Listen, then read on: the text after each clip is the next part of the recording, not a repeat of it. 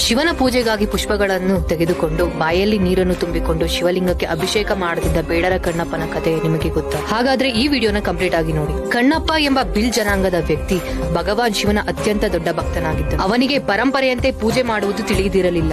ಅವನು ಸ್ವರ್ಣಮುಖಿ ನದಿಯಿಂದ ತನ್ನ ಬಾಯಲ್ಲಿ ನೀರು ತುಂಬಿಕೊಂಡು ತಂದು ಶಿವಲಿಂಗಕ್ಕೆ ಅಭಿಷೇಕ ಮಾಡುತ್ತಿದ್ದನು. ಹಾಗೆಯೇ ತನ್ನ ಶಿಕಾರಿಯಿಂದ ದೊರೆತ ಮಾಂಸದ ತುಣುಕುಗಳನ್ನು ಶಿವನಿಗೆ ಅರ್ಪಿಸುತ್ತಿದ್ದನು. ಮಹಾದೇವನು ಅವನ ಭಕ್ತಿಯ ಪರಿಶೀಲನೆ ಮಾಡಲು ನಿರ್ಧರಿಸುತ್ತಾರೆ. ಅವರು ತಮ್ಮ ಶಿವಲಿಂಗದ ಒಂದು ಕಣ್ಣಿನಿಂದ ರಕ್ತ ಹರಿಯುವಂತೆ ಮಾಡಿದರು.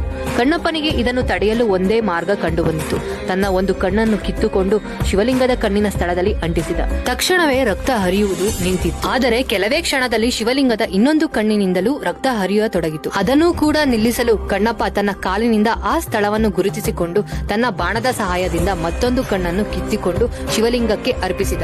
ಇದನ್ನು ನೋಡಿದ ಭಗವಾನ್ ಶಿವನು ತುಂಬಾ ಸಂತೋಷಪಟ್ಟರು ಮತ್ತು ಕಣ್ಣಪ್ಪನಿಗೆ ಪಾರ್ವತಿಯ ಜೊತೆಗೆ ದರ್ಶನ ನೀಡಿದರು. ಸಂತುಷ್ಟಿಗೊಂಡ ಶಿವನು ಮತ್ತೆ ಅವನ ಕಣ್ಣಿನ ದೃಷ್ಟಿಯನ್ನು ಹಿಂದಿರುಗಿಸಿದರು.